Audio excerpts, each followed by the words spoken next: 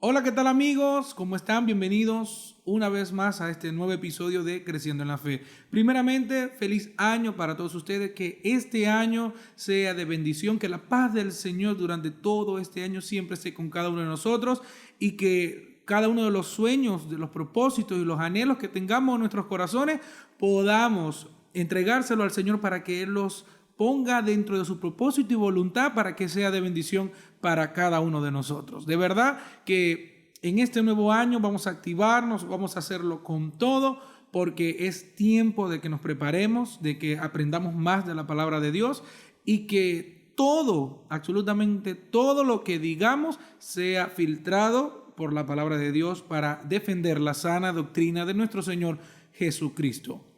En este tiempo he querido tener una nueva serie en la cual llamaremos términos de nuestra salvación. A veces nosotros utilizamos palabras como justificación, santificación, redención, reconciliación, pero a veces ni siquiera sabemos qué significa cada una de estas palabras. Así que quise comenzar esta serie llamada Términos de nuestra salvación. Y hoy vamos a empezar con la propia palabra llamada la salvación. Así que bienvenidos al cuarto episodio de Creciendo en la Fe llamado La Salvación.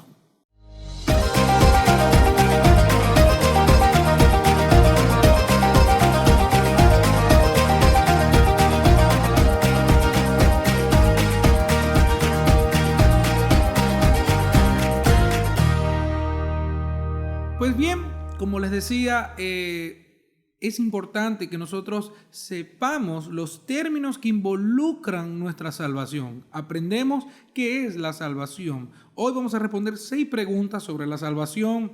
De manera a lo mejor digan como general o a lo mejor digan, no, pero es que está muy encima. Pero es que necesitamos aprender de lo sencillo a lo profundo. Hoy vamos a hablar solamente de la salvación y luego vamos a hablar en otros episodios sobre justificación, la reconciliación, cómo es la santificación, qué implica cada una de esas cosas. Hoy quiero que leamos el capítulo 7 del libro de Lucas, del versículo 47 y el versículo 48. Y dice, por lo cual te digo, dice Jesús, que sus muchos pecados le son perdonados, porque amó mucho, mas aquel a quien se le perdona poco, poco ama.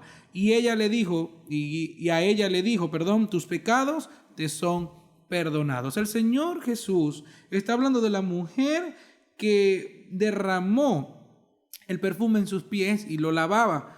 Y Dios le está diciendo a ellos, miren, como ella se le ha perdonado tanto, por eso es que ama mucho. Y ese versículo me hizo clic en la cabeza porque yo decía, ¿cómo vamos a valorar la salvación que tenemos si no conocemos a fondo de qué me salvaron? ¿Qué es la salvación? ¿Por qué yo fui rescatado? Porque puede ser un término que muchos utilizan, repetitivo, pero ¿cómo valoro yo mi salvación si no sé lo mucho que fui perdonado? ¿Cómo valoro yo la salvación si no conozco nada acerca de ella?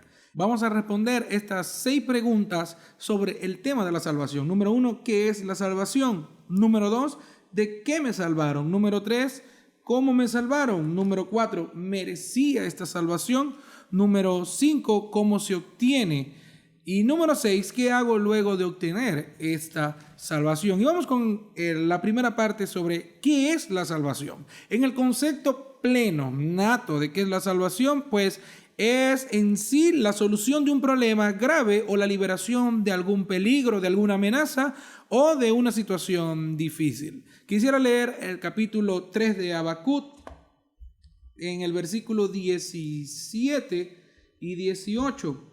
Dice, aunque la higuera no florezca, ni en las vides haya frutos, aunque falte el producto del olivo y los labrados no den mantenimiento y las ovejas sean quitadas de la majada y no haya vacas en los corrales, con todo yo me alegraré en Jehová y me gozaré en el Dios de mi salvación. Ahí en la salvación que está hablando este profeta Habacuc es sobre esa salvación del rescate de algún problema, del rescate de alguna situación, como lo veíamos en el concepto. El salmista David también lo utilizaba mucho en el contexto de salvación como la solución de algún problema. Recordemos que la palabra de Dios en sí, a veces cuando nosotros leemos un término o una palabra como salvación, tenemos que estudiar el contexto de lo que está hablando, porque en el tema de la salvación se han sacado tantos textos fuera de contexto porque no estudian lo que en sí quiere decir. Yo debo estudiar la palabra en sí, debo estudiar el versículo completo, el capítulo completo y en el contexto general del libro y tanto de la Biblia no puede salirse ni puede contradecirse.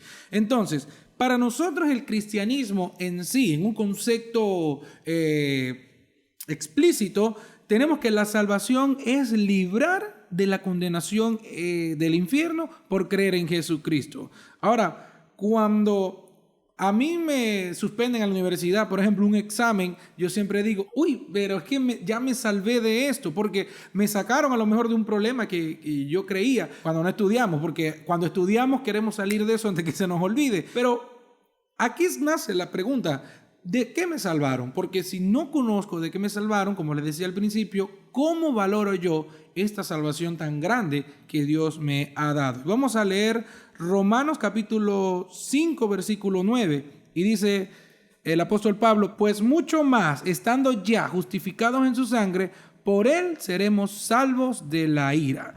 Número 1, como dijimos en el concepto de salvación, es que nos libraron de una condenación eterna, del infierno, y ahora le pertenecemos a Dios. Pero somos librados de la ira de Dios. ¿Qué tan importante es esto? Vamos a leer primera de Tesalonicenses capítulo 5, versículo 9. Dice, porque no nos ha puesto Dios para ira, sino para alcanzar salvación por medio de nuestro Señor Jesucristo.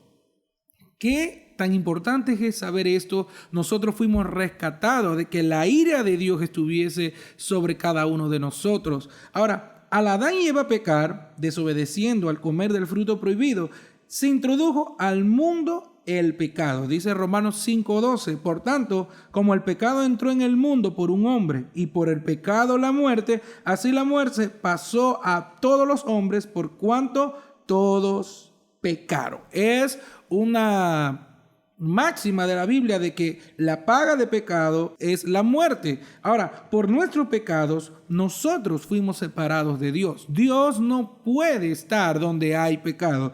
Dios aborrece el pecado. Mucha gente dice que Dios aborrece el pecado, pero ama al pecador. Y es una palabra fuera de contexto. La Biblia en ninguna parte registra eso. Incluso es antibíblico decir esto. Dios aborrece el pecado como aquel que hace pecado también. Ahora, ustedes dirán, Gerardo, pero es que nosotros seguimos pecando y cada uno de nosotros seguimos pecando, obviamente. Pero el Señor nos ve a nosotros santos porque nos ve a través de Jesucristo.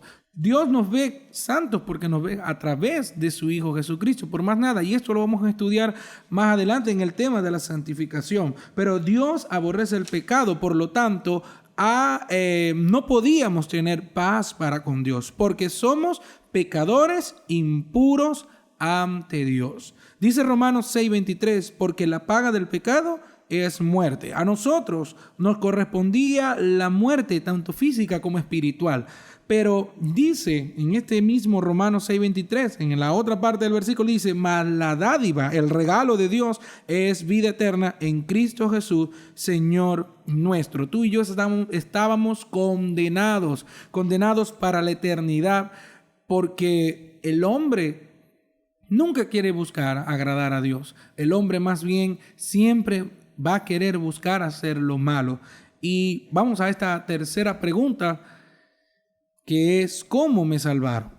Pues dice el famoso versículo Juan 3:16, porque de tal manera amó Dios al mundo que ha dado a su Hijo unigénito para que todo aquel que en él crea no se pierda, mas tenga vida eterna. En el Antiguo Testamento, el sumo sacerdote una vez al año ofrecía sacrificio para el perdón de pecados. Esto duraba tan solo un año, en el que Dios miraba con agrado la ofrenda y había ese perdón de Dios al pueblo. Pero esto lo hacían el sumo sacerdote una vez al año. No ha aparecido en esta tierra alguien que tenga la perfección y pureza que agrade al Padre. Y es por eso que Dios, nuestro Padre, tuvo que enviar a Jesucristo, a su Hijo. Jesús, siendo 100% hombre, siendo 100% Dios. Jesús cumplió la ley, por eso agradó ante todo al Padre. Jesús no vino a abolir la ley. Muchos creen que Jesús vino a echar por tierra la ley. Jesús vino a cumplirla y ver que para nosotros como hombre, en nuestra actitud o en nuestra carne, como mente pecaminosa, nosotros no podemos cumplir la ley completamente. Jesús vino a decir que Él era perfecto, que era ese cordero inmolado, que era ese cordero perfecto que el Padre iba a encontrar agrado en su sacrificio. No había pecado en Él, no había nada que contradecir en Jesús porque era o es perfecto. Dios Padre lo dijo cuando fue bautizado por Juan el Bautista: este es mi Hijo amado en cual tengo complacencia. Jesús tuvo que morir por ti y por mí para poder reconciliarnos con el Padre. Fue azotado hasta desfigurarlo y luego clavado en una cruz donde derramó hasta la última gota de su sangre. Y fue aceptado este sacrificio ante el Padre. Qué importante es el saber que Jesús se hizo maldición por ti y por mí. Vamos a leer Gálatas capítulo 3, versículos 12 y 14. Y la ley no es de fe, sino que dice: el que hiciera estas cosas vivirá por ellas. Cristo nos redimió de la maldición de la ley, hecho por nosotros maldición, porque está escrito: maldito todo el que es colgado en un madero. El Padre tuvo que dar la espalda cuando todo el pecado del mundo fue contra Jesús. La Biblia dice que Jesús quitó el pecado del mundo. Juan el Bautista lo dijo: este es el Cordero de Dios que quita el pecado del mundo. Quitó el pecado. Ya ni tú ni yo debemos hacer otro sacrificio de muerte. Ya Jesús no tiene por qué estar muriendo. Él murió una vez y para siempre. Él pagó nuestro precio, nuestra muerte. La ira de Dios fue descargada en Él. Y cuando Jesús hizo la última cena con su discípulo, era el día de la Pascua. Y cuando toca la última copa que representaba para los judíos la ira de Dios, Jesús no la tomó. Y fíjense que cuando Jesús está implorando al Padre en el momento de su agonía, Él le decía: Señor, pasa de mí esta copa, si puedes, pero que no se haga mi voluntad, sino la tuya. Jesús siempre estuvo sujeto al Padre, y muy diferente a lo que hoy en día vemos en muchas iglesias, donde la gente más bien quiere darle órdenes a Dios, declarando y decretando papeles que no le corresponden a la iglesia, sino que solamente Dios puede decir las cosas y así se harán. La ira de Dios fue descargada sobre Él. Jesús quería que esa copa pasara. Él tuvo que pagar el precio por ti y por mí. Dice Romanos capítulo 5, versículo 8: mas Dios muestra su amor para con nosotros, en que siendo aún pecadores, Cristo murió por nosotros. Jesús murió, pero resucitó. Y esta es la gran verdad y el sustento y la fe de cada uno de nosotros. Y ahora tenemos una vida eterna en Cristo. Ya no le pertenecemos al mundo de las tinieblas, sino que somos hijos de Dios al creer en Jesucristo. Dice Primera de Tesalonicenses capítulo 5, versículo 10, y voy a leerlo en la traducción del lenguaje actual. Porque Jesucristo murió por nosotros para que podamos vivir con Él, ya sea que estemos vivos o muertos cuando Él vuelva. Tenemos una promesa, tenemos una esperanza más allá de la muerte, que es que estaremos en moradas celestiales con nuestro Padre. Antes no teníamos esa oportunidad. ¿Sabes qué? Es imposible que tú y yo vayamos al cielo. Por eso la Biblia dice que lo que es imposible para el hombre es posible para Dios. Tú y yo, por nuestros medios, no podemos ir al cielo, pero gloria a Dios que apareció a Jesucristo, que murió por ti y por mí en esa cruz y nos hizo acepto y nos reconcilió con el Padre, para que hoy tú y yo podamos tener una esperanza de vivir en moradas celestiales cuando partamos de este mundo o cuando seamos arrebatados juntamente con el Señor. Cristo vive y es nuestra esperanza y fe. El Cordero perfecto, puro y sin mancha, nos salvó de la condenación eterna. Ahora, una cuarta pregunta es: ¿merecía yo esta salvación? Por supuesto que no. Y esto refleja la gracia y la misericordia de Dios. Somos salvos por la gracia y la misericordia de Dios. La gracia es cuando me dan algo que yo no merezco. Y la misericordia es cuando no me dan lo que yo me merezco. Yo merecía la muerte y el castigo, la separación ante Dios. Pero por gracia yo soy salvo y ahora Dios me mira a través de Jesucristo y puedo acercarme ante el trono de la gracia y poder encontrar el oportuno socorro en mi Dios. Somos pecadores. Nada bueno hay en el ser humano para que Dios se fije en él. Y esto es una realidad. Y esto tenemos que entenderlo porque muchas personas han querido sobreponer el ego del hombre cuando Dios dice, no, no es así. Si somos alguien, si somos algo, es por medio de Jesucristo. Cada uno de nosotros somos pecadores. Y dice Romanos 3, versículos 10 y 12, como está escrito, no hay justo, ni aún uno, no hay quien entienda, no hay quien busque a Dios.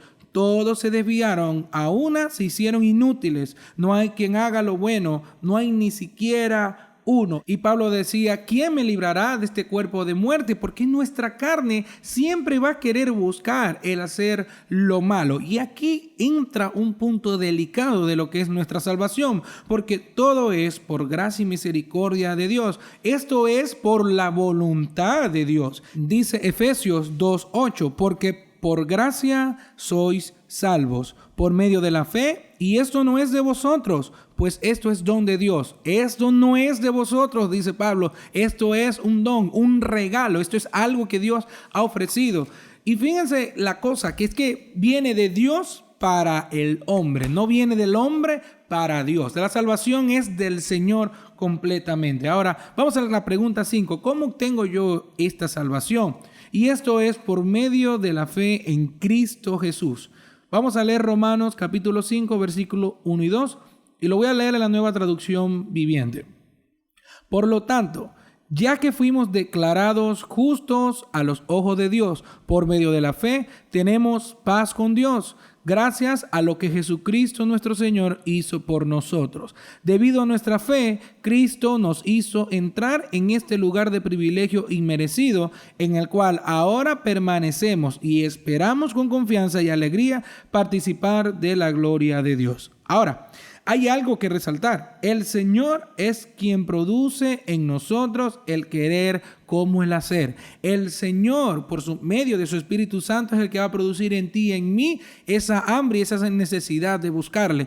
Porque si partimos de ese principio de que el hombre no busca lo bueno, el hombre no va a buscar hacer lo bueno, porque el hombre, nosotros a nuestros hijos le enseñamos siempre a hacer lo bueno, porque ya lo malo, por nuestra carne, por nuestra actitud pecaminosa, ya sabemos cómo hacerlo. Pablo expresa en Romanos capítulo 7, versículos 14 y 25, y lo voy a leer en palabra de Dios para todos.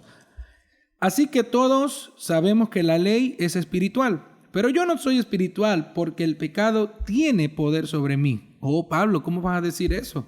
Soy como un esclavo del pecado. Esto lo está diciendo el apóstol Pablo. Dice el 15, no sé qué está pasando conmigo. Lo que quisiera hacer, no lo hago y resulta siendo lo que odio. Como no me gusta hacer el mal que hago, eso significa que reconozco que la ley es buena. Pero en realidad no soy yo el que hace esas maldades, sino el pecado que vive en mí. Yo sé que en mí el bien no tiene vida, es decir, no reside en mí, en mi naturaleza humana. Hay en mí el deseo de hacer el bien, pero no puedo llevarlo a cabo. En efecto, no hago el bien que quiero hacer, sino que hago el mal que no quiero hacer. Entonces, si hago lo que no quiero hacer, no soy en realidad yo el que hace el mal, sino el pecado que vive en mí. Así que, dice en el 21, así que he aprendido esta regla. Aunque quiero hacer el bien, el mal está ahí conmigo. En mi interior yo estoy de acuerdo con la ley de Dios, pero veo que aunque mi mente la acepta, en mi cuerpo hay otra ley que lucha contra la ley de Dios. Esa otra ley es la ley que impone el pecado. Esa ley vive en mi cuerpo y me hace prisionero del pecado. Eso es terrible. ¿Quién me salvará de este cuerpo que me causa muerte? Dios me salvará. Fíjense el énfasis, Dios me salvará. Le doy gracias a Él por medio de nuestro Señor Jesucristo. Solamente Dios puede darnos la salvación. El hombre por sí solo no va a querer buscar a Dios. El corazón humano está buscando constantemente complacerse a sí mismo. Y la concupiscencia de cada uno de nosotros va a querer buscar lo que le agrada a nuestra carne. Y Jesús, fíjese este versículo clave que dice Jesús en Juan capítulo 6, versículo 35 al 51. Jesús le dijo: yo soy el pan de vida. Muy pendiente porque estos versículos son extraordinarios. El que viene a mí nunca tendrá hambre, y el que cree en mí no tendrá sed jamás. Mas os he dicho que aunque me habéis visto, no creéis. Todo lo que el Padre me da, pila con esta clave, todo lo que el Padre me da vendrá a mí, y al que a mí viene no le echo fuera. Porque he descendido del cielo no para hacer mi voluntad, sino la voluntad del que me envió. Y esta es la voluntad del Padre, el que me envió, que de todo lo que me diere, lo que el Padre primeramente le da a Jesús, no pierda yo nada. Y esto tema está, poderoso. Sino que lo resucite en el día postrero. La resurrección después de la muerte. Y dice el 40, y esta es la voluntad del que me ha enviado, que todo aquel que ve al Hijo y cree en Él, tenga vida eterna. Y yo le resucitaré en el día postrero. Murmuraban entonces de él los judíos, porque había dicho: yo soy el pan que descendió del cielo. Y decían: ¿no es este Jesús, el hijo de José, cuyo padre y madre nosotros conocemos? ¿Cómo pues dice este: del cielo he descendido? Jesús respondió y le dijo: no murmuréis entre vosotros, ninguno puede venir a mí si el Padre que me envió no le trajere. Vamos a leer de nuevo este capítulo, el versículo 44. Ninguno puede venir a mí si el Padre que me envió no le trajere, y yo le resucitaré en el día postrero.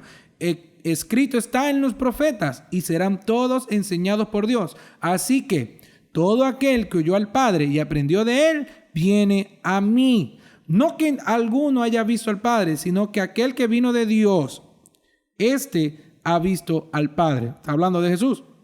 De cierto os digo, el que cree en mí tiene vida eterna. Yo soy el pan de vida. Vuestros padres comieron el maná en el desierto y murieron. Este es el pan que descendió del cielo para que el que de él come no muera. Yo soy el pan vivo que descendió del cielo. Si alguno comiere de este pan, vivirá para siempre. Y el pan que yo daré es mi carne, la cual yo daré por la vida del mundo. El Padre, fíjense lo importante y lo grandioso de la doctrina que dice Jesús aquí. Nadie puede ir al Padre, nadie puede buscar a Jesús si el Padre primeramente no lo entrega. El Espíritu Santo en la vida de cada uno, aquellos, es quien los llama y nos hace tener esa sed y esa búsqueda de Jesús. Claramente concluimos que la salvación es completamente del Señor, y el Espíritu Santo en cada uno de nosotros nos abre esos ojos espirituales, y es cuando queremos buscarle más y más. Esta salvación es gratuita y es por fe y no por obras. Yo no puedo pagar nada por mi salvación, porque esta fue por gracia y misericordia.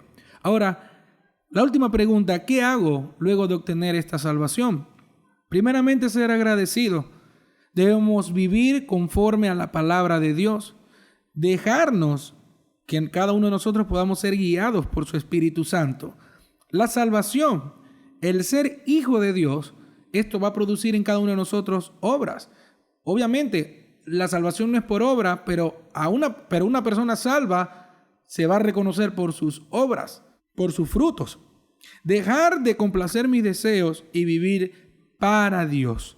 Dice Gálatas 2:20, con Cristo estoy juntamente crucificado, y ya no vivo yo, mas vive Cristo en mí. Y lo que ahora vivo en la carne, lo vivo en la fe del Hijo de Dios, el cual me amó y se entregó a sí mismo por mí. Pablo tuvo que decir, juntamente con Cristo crucificado, es que yo haga morir las obras de mi carne, que yo haga morir constantemente las cosas que no le agradan a Dios y empezar a alinear mi vida en pro al camino de lo que Dios quiere para cada uno de nosotros. La salvación debe generar en nosotros un arrepentimiento genuino en todo lo que soy, en todas las áreas de mi vida y rendir completamente toda nuestra vida y voluntad a Dios. Al entender el precio pagado y lo mucho que se me amó, valoro y honro a Dios con mi vida en agradecimiento de ese amor. Dice Romanos capítulo 6, versículo del 1 al 2, en la Nueva Traducción Viviente. Ahora bien, deberíamos seguir pecando para que Dios nos muestre más y más su gracia maravillosa. Dice el versículo, por supuesto que no. Nosotros hemos muerto al pecado. Entonces, ¿cómo es posible que sigamos viviendo en pecado? Y muchas veces cada uno de nosotros nos gusta como quedarnos con esas cosas de vicios, hábitos, nos gusta como quedarnos con ellos y acariciarlos. Y el Señor nos está diciendo, es necesario que ustedes suelten esas cosas, porque aquellos que han sido salvos, aquellos que han profesado que Jesús es su único y suficiente Salvador, debe de producir cambios en su vida. En la misma Biblia registra que todo aquel que tuvo un encuentro con Jesucristo no fue igual, que todo aquel que se encontró con el Maestro cambió su vida completamente. Y esto no quiere decir que yo ya ahora soy perfecto, pero no, sino que voy a buscar constantemente en mi día a día, por medio de su Espíritu Santo, querer agradar con mis actitudes, con mis hechos, con mis actos al Señor. Voy a querer agradar, y como voy a honrar con mi vida el sacrificio que hizo Jesucristo por ti y por mí, entonces yo valoro y amo al Señor por lo que ha hecho. Cuando yo entiendo, comprendo este gran sacrificio que Jesús hizo en la cruz del Calvario por ti y por mí, entonces yo voy a valorar cada vez más. Honro a Dios con mi vida. Así que tenemos que aprender a ser agradecidos y tenemos que compartir estas buenas nuevas de salvación a cada una de las personas, porque el Señor irá añadiendo a su obra todo aquel que ha de ser salvo, como dice en el capítulo de Hechos, y nosotros debemos de empezar a vivir guiados por el Espíritu Santo. Tenemos que demostrar que somos verdaderamente hijos del Dios viviente. Así que, hermanos, espero que esto haya podido quedar claro lo que es la salvación. En los próximos episodios vamos a entonces estar hablando sobre la justificación. Pablo habla mucho en el libro de Romanos y sobre que somos justificados ante Dios. ¿Y qué es eso? ¿Cómo se come eso? Pues entonces eso lo vamos a saber en el próximo episodio de Creciendo en la Fe. Que Dios les continúe bendiciendo.